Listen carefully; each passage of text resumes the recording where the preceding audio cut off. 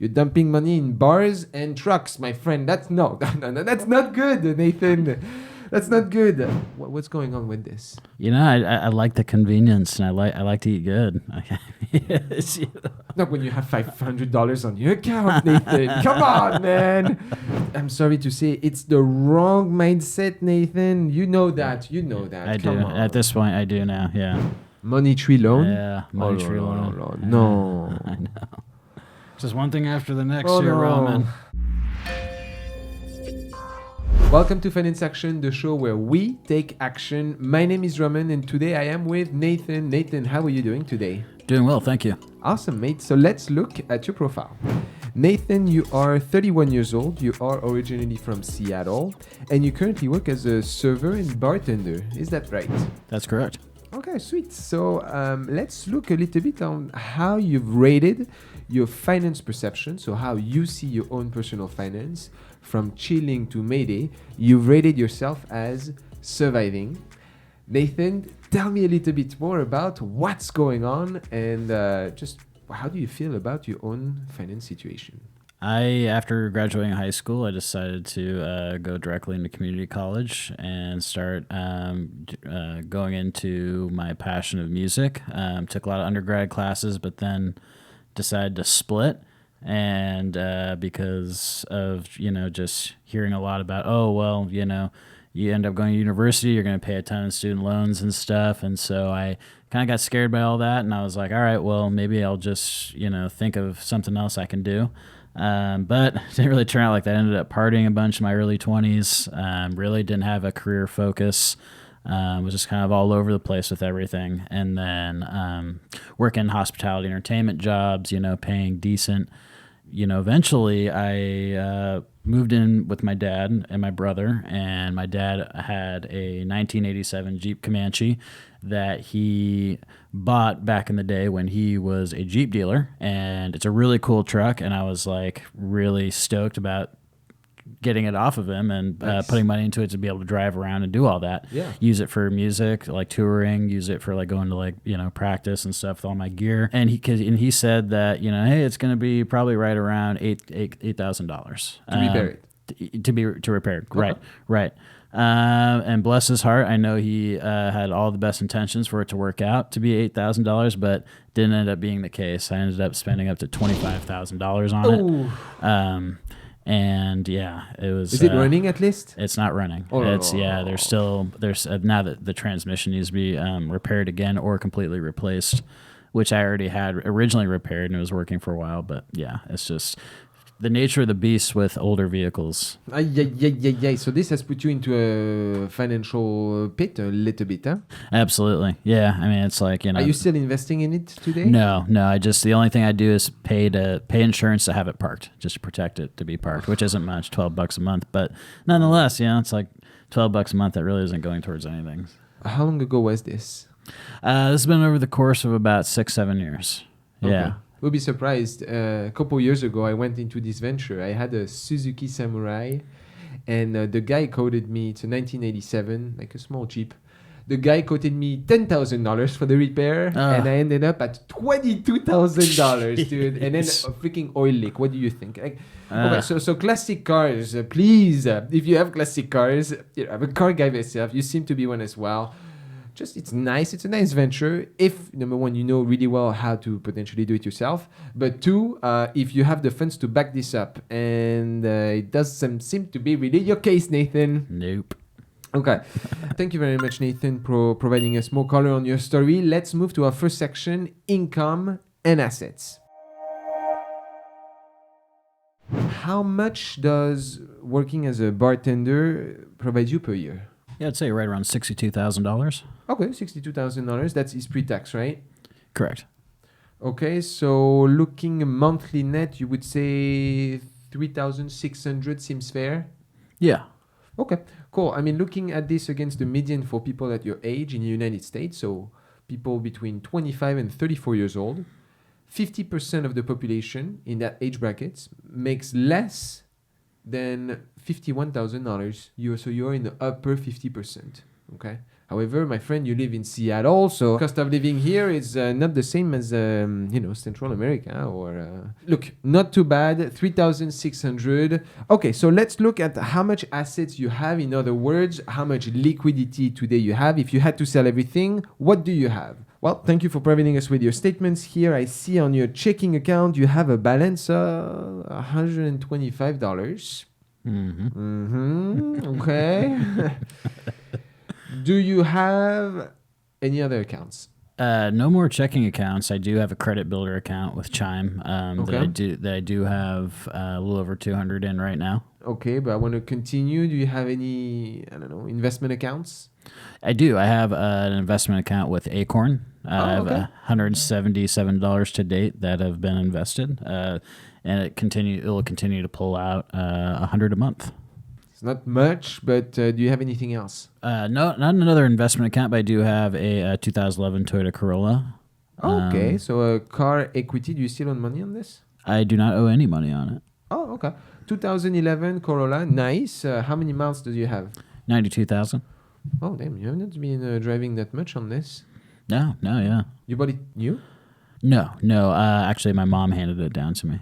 Oh, okay, nice. So looking at the trade-in value for it on this car right now, if you were to sell it, let's say private party, we'll assume a value of about 8,500.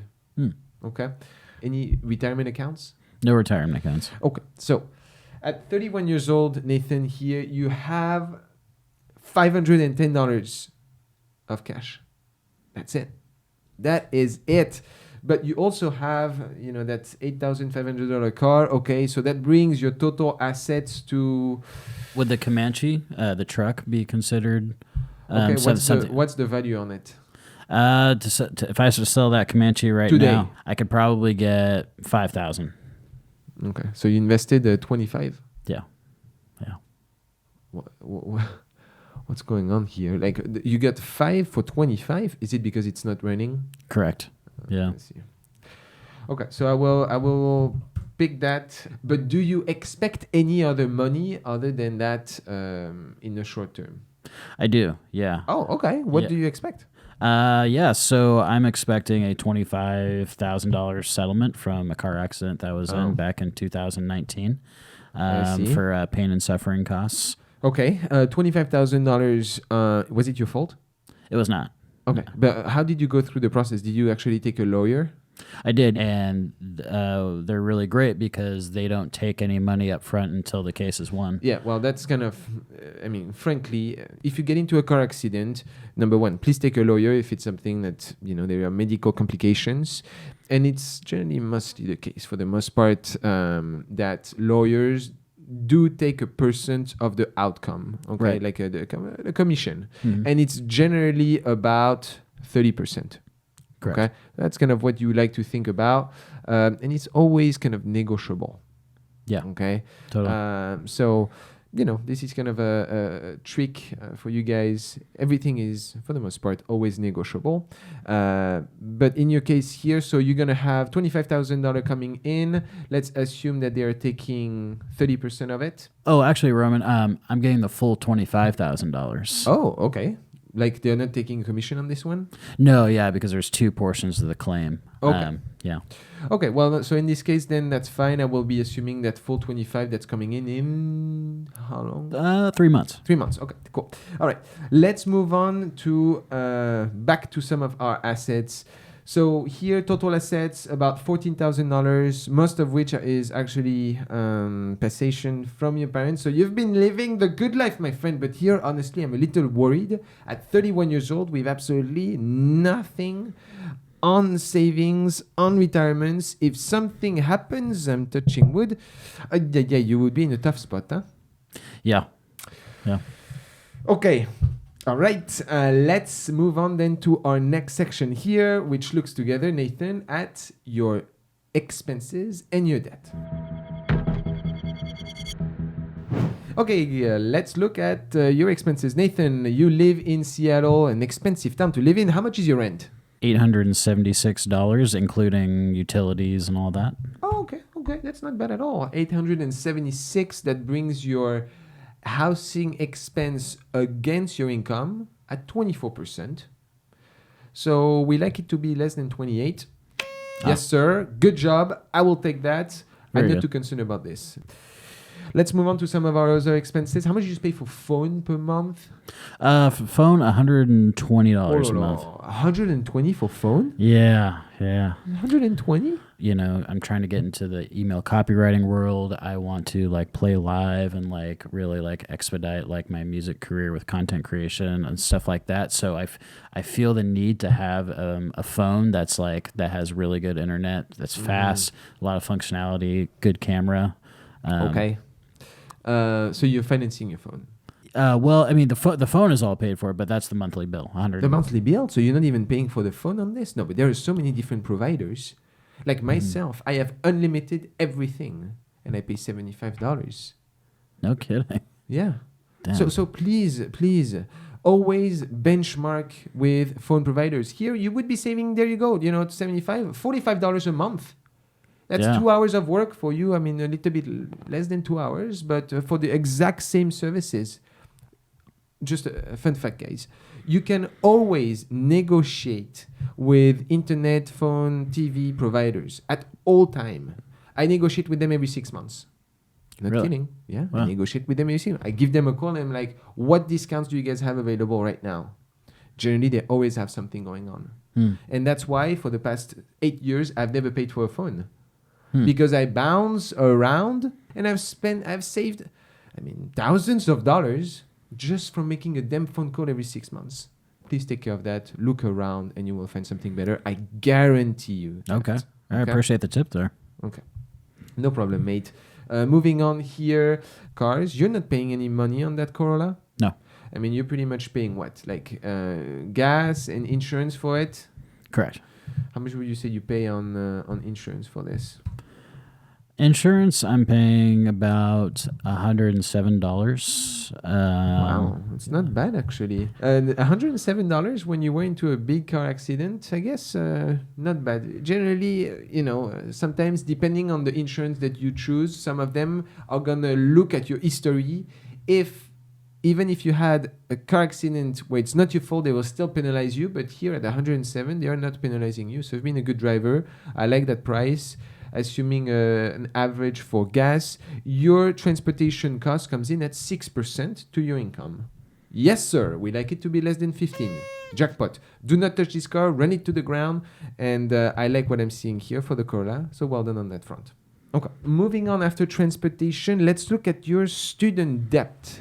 Student loans. Do you have any student loans? I do. $55,000 worth. $55,000. Are they private or are they federal? They are federal.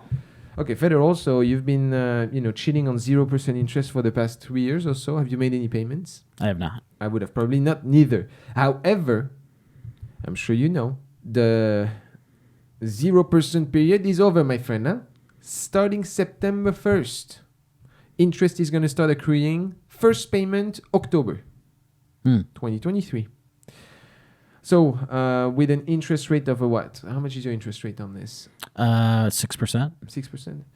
So, with an interest rate of 6% on this, you're going to have to pay $275 per month on interest for this. Ooh, yikes. Yeah. You have a degree from this at least? I haven't gotten a degree yet. I know. Oh. So, what was it? Which field was it in? Interdisciplinary music studies. For student loans, okay. And I'm not criticizing fields of passions, okay. If you were in France, I say go for your passion because it's free. Education is free. You are in the United States. Please look at education as an investment. I know I'm gonna get some heat about this. People love to go into like art and creation, so on, and I love that, okay. But do you need to have a bachelor in this? No. Go for high-paying exits, okay? Think about your student loans as, can I make money of this? Don't just go right away for something random. Or, I'm not here criticizing the professions of arts. Please keep in mind. But it's true that there are better degrees that gives you better exit opportunities, okay? And here, $55,000 with no bachelor and no exit, and you're not even using it right now, it's a hard pill to swallow, my friend. It is, yeah. The music industry has lost millions and millions of dollars ever since the streaming with streaming music's come into play. So it's just like Spotify and so on. Right, yeah. So it's just it's shrank the pot of money for artists to make and everything. So yeah, it's sound advice here because you're better off if you want to go for music, just do it yourself. Don't go to school because the likelihood of you making a decent living is slim to none. Yeah. So tell me just very briefly here. From my understanding, analyzing a little bit the music industry, it seems that most of the money is not made on Spotify or any of that. It's the concerts, right? Exactly. Yeah. It's all touring merchandise, getting money through merch and touring. But a lot of people, most musicians, most bands, they don't have the money to go out on a 2-month, 3-month long tour. So from what I've learned in music business, from studying music business, is really your best bet is to leverage the credit of labels. Because labels will pay for all those expenses and everything. They'll pay your touring costs. They'll pay for your merchandise. They'll pay for gas, food, everything. Nice. If I had to do it all over again, that would have been like my focus without going to school. Yeah. I'm going to take that into account, and I'm going to move on to some of the rest of your expenses. Now, you max out most of your credit cards, which I hate to see. You don't want to do that. Plus, not only do you max them out, but you don't pay them out, my friend. I mean, here I'm looking at some of your credit card statement. You have one maxed out credit card at 1,166, 28% interest. Yeah. You have another one, Discover, 3,058 at 27% interest. Okay. What's going on with those cards? I think I spent more money than I should have on certain things, taking risks that didn't work out. What risks? I use the credit accounts as like backup for a lot of the truck expenses, a lot of pursuing like my like music, and then my plan was I'll use these credit cards to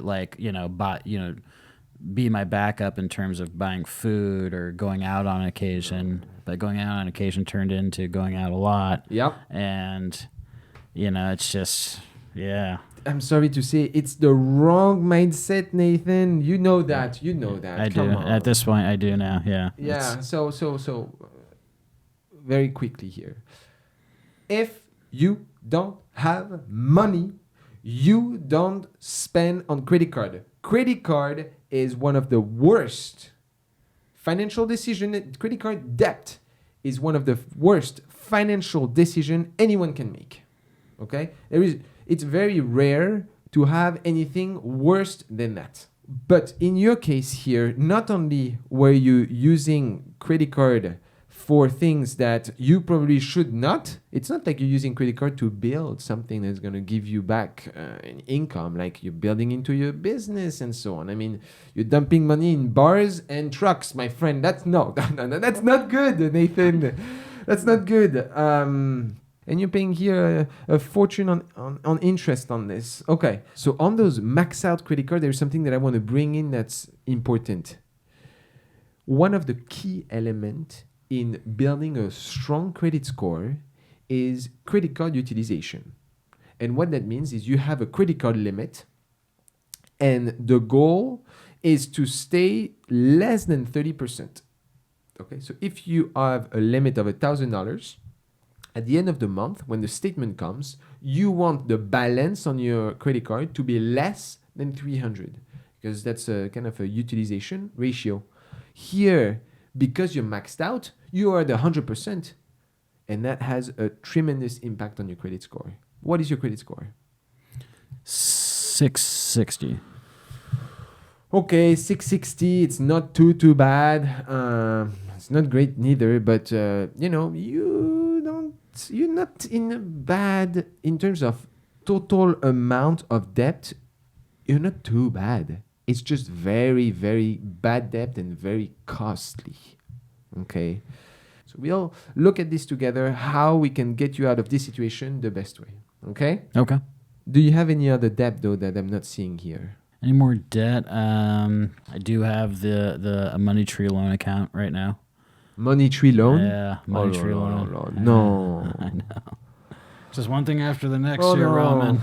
Okay, so Money Tree loan is, I just said credit cards, but Money Tree loan is, no. If credit card is here, Money Tree loan or payday loan, no matter the institution, I'm not criticizing Money Tree here, I'm just saying payday loans in general, is right here, okay? The interest on Money Tree loans, 391% per year. This is the growl of financial death. I'm sorry. Like, it's it as worst as it comes. I don't want you to think that this exists. How much do you have still on this? $400. 400? Yeah, 400 left on that. Why did you take this loan? What happened? I spent my the money that I was making from my job just on bills and whatnot. I also have I've had a bit of a tumultuous job history as well. I've worked in a few restaurants now where just a lot of toxic work environments. I see. That have caused me to have to jump around. Mm-hmm. In between having to jump around, I've been short on money. So no matter what, except if you're gonna become homeless and it's the last thing, do use payday loans. Okay, no, this you're gonna end up paying this like 3-4 times during the year, the amount that you've borrowed. Right. Depending on how long it takes you to pay. Okay. Right. We'll be discussing that. Let's look at some of your other debt. Do you have any other debt? Yeah, I do have an Affirm account in which I am financing a couch for my dad, a new couch. I know. How much do you still own on this? $500. Same thing here. Those pay now and pay me in 3 months. With 0% interest. Sometimes it works, okay, but for the most part, they're just waiting. They're just crossing their fingers. Please, let's be sure that this guy doesn't pay us so that after 3 months, boom, 30% interest. It's the same concept as many other of loan or bad debt. All of this is bad debt. This is not what you want to have, okay? Good debt, mortgage, you're building equity, student loans, if you have a degree that pays out, credit cards, payday loan, same day loan, pay now, pay me in 3 months, and then all of that stuff. It's really not what you want. Okay, Nathan? Okay, so let's look at some of your expenses here, reviewing some of your credit card spend with someone with $500 on their account. You're spending quite a bit of money out, Nathan. Here I see the Lodge Sport, $55. That's a restaurant, right? Yeah. Ballard Mandarin, $37. Yeah. So you're going out, you're pumping. DoorDash, $56, $41. No way. I know. What's going on with this? I like the convenience, and I like to eat good. Not when you have $500 on your account, Nathan. Come on, man. No. I know. Okay. That's terrible. But one of your biggest expense is Amazon. Amazon, left and right, 178, 17, 33, 9, 15, 23, all in the past couple of weeks. Yeah. What do you buy on Amazon? I bought a new guitar pedal. Okay, a guitar pedal doesn't cost you $500 this month, huh? No. Man, come on. No, but you're a person of convenience, aren't you? Yes. You enjoy the convenience, but you're paying great price for this. Yeah. I am a Prime member, so I get discounts on a lot of this stuff. I understand making a purchase here, left and right, maybe, but for exceptional things, when you're stacking on 400% interest loans, and you're showing me here an expense 3 days ago of $170. Why do you say if I were 400% interest loans? Money Tree? 400%. Yeah. 400% interest loans. Money Tree? That's a 400% interest? Yeah. Ugh. Okay. Okay. Another thing that I'm seeing here, Lime Ride, the scooters. Yes. Oh, yeah. 6, 3, $1, $7, $5, $6. I'm on my feet for 8 hours a day. It's I hear you on this, but it's the Lime scooters, right? yeah. Okay. Why don't you just buy one? It costs $320. I have had one for 3 years when I was in New York State. I saved hundreds of dollars from those lines. You fold it, it costs you $300. It's super reliable, and you're saving yourself a fortune. That's a good idea. Yeah, That's good. that's I've the thought thing. about it before. You don't have to buy the Rolls Royce of scooters. You can buy one that's I can give you a referral. $350. You're gonna save yourself a fortune. Yeah. Okay. Little things like this, little tweaks. Okay, Nathan. Yeah, totally. But here, your spending is all over the place, my friend, on things that are not doing anything great for you for your future. Okay. So in terms of total amount of debt that you have right now, that is bad debt excluding your student loan, which are gonna hit pretty soon, you're at around 5,200. Total bad debt. Okay. Gotcha. So now that I know a little bit more about your financial situation, Nathan, let's move on to the money case.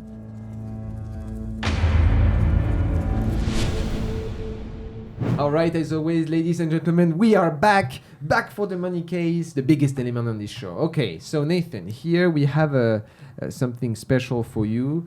I want you to realize just the pain associated with payday loan or same day loans, okay? You've taken a $500 loan at this payday loan company, okay? And those guys are charging you a fortune. If you were to keep that loan for 1 year, the amount of interest that you will be paying on this loan for 1 year, it's more than $1,000, dude. It's $1,553. Ooh. So you are taking a $500 loan, but you are spending an interest for it, $1,500. Almost 3 times the amount that you're taking. It's a disaster. Yeah. Ouch. Okay. So I want you to give you this amount, my friend, so you can visualize it, okay, and see how much this is going to cost you if you continue in this behavior. And I want you to throw it here because this is how much you're going to waste if you continue this behavior of same-day loans. No! Right here. This is what you're wasting, my friend. All right. Oh, man. Thank you, Nathan. But all to say, though, that those payday loans is extreme emergency. Nothing more than that. Okay. Okay, so there is always a bright future in this show. We like to express our recommendation. If I was in your shoes today, what would I do? And you have one very nice thing that's coming up. It's going to be that car settlement that could be your exit door if you play it right. Okay, Nathan? First, I want to go briefly through the 3 major components in our recommendation. We identify your needs, your wants, and what I call gold, okay? The investment. This is the best one. This is money that you want to save and invest. This is your future, the gold. Today, your needs, Nathan, based on our assessment and your minimum payments and all of that, you need per month to survive $1,900 per month. That is to survive. Survival. Mm-hmm. Okay. So that is 52% of your income. We like it to be below 50, so you're around this, okay? That is because you're not paying a dime on your car, okay? And because your rent is fairly reasonable, okay? In this equation, I am accounting for about $400 worth of food, as well as some of your subscription expenses, your car insurance, your gas, your phone bill, just a very little bit of miscellaneous, and your minimum payments on your cards. The second section is your wants.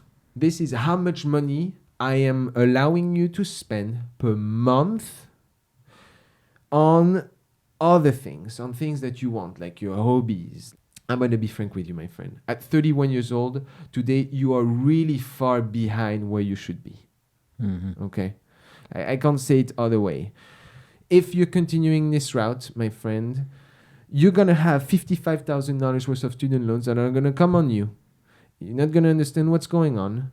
And you're going to continue stacking on this bad debt behavior, and you are going to be screwed. You need to have a shift of mindset. You need to change those behaviors.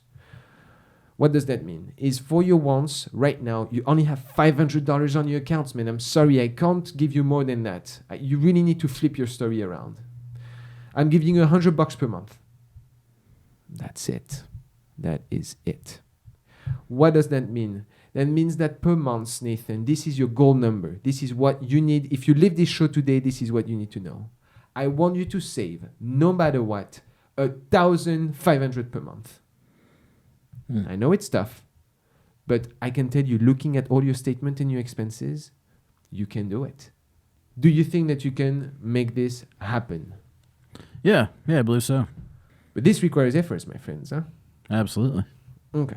So, tell me briefly about some of your short-term goals and long-term goals, though. Yeah, so for my biggest short-term goal is to have my student loans paid by the time I'm 40. Okay. As a more shorter-term goal, I'm looking to invest in real estate, just shop some rates, and possibly invest in REITs if the rates are too high. Under no condition are you anywhere close to right now wanting to invest into real estate. What if the real estate I buy, though, there's 2 income streams coming in? I'm making more than the mortgage. Okay. The shower heater breaks down. $2,500 of repair. Where do you bring that money from? Income. You need a little bit of a caution beforehand before you invest into real estate. You can't just wing it with zero on the side, because I can tell you there is going to be an issue. Like, there is always something that arises. It doesn't always come to plan. I renovated an Airstream to be an Airbnb. I planned it to be, a certain amount of money, about $30,000. Cost me freaking twice. Yeah? And it's always like this. It's always like this. So if you're coming into a real estate with $500 on the side, you're shooting yourself in the foot. So with this $25,000 settlement, though, obviously I'll be able to pay off my credit cards. Yeah. So, but you need money on the side for emergencies. Totally. I don't agree with that. I firmly support that, and I totally agree with that. That's absolutely. That'll be the first thing I do with that money. Yeah. You just need the foundations, my friend. Yes. Don't wing it. Because if you wing it and something falls, yes, there is a small probability that you make it. But I can tell you, something may arise, and then you're going to be tight again. And then you get into a vicious circle. It's better to go slow, build a good foundation, work towards your goal by reducing some of those expenses, and build something solid. You're going to have peace of mind. You're not going to have as much stress that if something arises, you can't come in or pull anything from it. And that's how you do it. So from this point, let's look at how can we best leverage your $25,000 that's going to coming up in 3 months. This is what I recommend you do when it comes to timing and everything together. Number 1, stop ridiculous expenses. Basta. Done, nada, peanuts, finish. Number 2, save that $1,500 per month. Okay? Soon you're going to be hit by that student loan. So try to tweak it. If you have to drive Uber at night, if you have to do DoorDash, I don't care. You need to build savings. 3, with that $1,500, I want you to, as soon as you can, go to that payday loan place and pay it full. And shake my hand that, except extreme emergency, you will never take this. Do you shake my hand? Yes. Okay. Because this is a financial disaster. With the extra money that you're going to save every month, you pay your credit cards. You pay those credit cards with 28, 27% and the couch. Once you are done with those payments, you're going to start breathing a little bit, because you're going to have less minimum payments to do per month, okay? And you're going to have more freedom. And Nathan, I don't believe that credit cards are good for you, my friend. you are still in the mindset of using money that you don't have. The only condition for which I would allow for you to use credit cards is if you guarantee me that every month you pay the full amount. You are interested in investing in your future. You are interested in creating wealth for yourself and your family. Credit card debt does the complete opposite of that. So as soon as you get money in your saving, you put it right away towards the credit cards. And please do not use them until you figure out your life and you figure out a way to get into the mindset that you only spend what you have. Okay? Not everything that you have. But you don't spend on the car or on the things on the side when you can't barely afford anything that are just your regular bills. Okay? Additionally, I want you to pay all the remaining balances on your cards with the lump sum payment. Okay. So from that point, what do you do with the rest of the money that you have? You build an emergency fund. Okay? This is 3 to 6 months of needs. Needs, we said 1,900. Let's round it to 2,000. I want you to build a cushion of $10,000 on the side that you're going to put into what is called a high yield saving account. And you never touch that money except for an emergency. If your car needs a freaking engine, you don't touch that money for it. If I don't care. If you need to go on a party or on a vacation or honeymoon, you don't touch that money for this. This is not emergency. You get into an accident. Your car breaks down. You can't go to work. You have something family related that you need to take a plane to see your fathers or your parents, whatever. This is what I call emergency. But daily expenses of wanting to do DoorDash or buying a scooter, that's not an emergency. Mm-mm. Okay? You build 10,000 emergency fund. After that, I want you to start contributing little by little to your retirement. You have 0 retirement funds today. Contribute towards a Roth IRA or Roth 401k, just a little by little. And finally, start continuing to invest into acorns, for example, until you build enough cushion to then get into real estate goals. But to you right now, I don't see you anywhere close to making a real estate investment within the next year or two. This shouldn't be a priority right now. You need to make sure you have a solid foundation that can then support your goals. Today, it comes to the realization of you need to come back to the basics. Do it right. You have the $25,000 that is the greatest exit door that you can imagine. Just use it and use it well. Yeah. And then in 1 year and a half, we discuss again. You're going to be in a completely different position. Now you start thinking about your real estate investment. Absolutely. So let me ask you this. Are you actually, number one, going to take action on those BS expenses on the side? Yeah, definitely. Are you? Yeah. Okay. Yeah, totally. So very simple then. If you're telling me this, I am going to reach out to you and I'm going to ask you the following question, Ethan. Have you paid $3,000 worth of stupid debt that you've done it? Will you do it? Yes. Let me tell you, I am excited to hear what you have to say about, because you have the potential, you have the cards, you now are financially literate about your situation.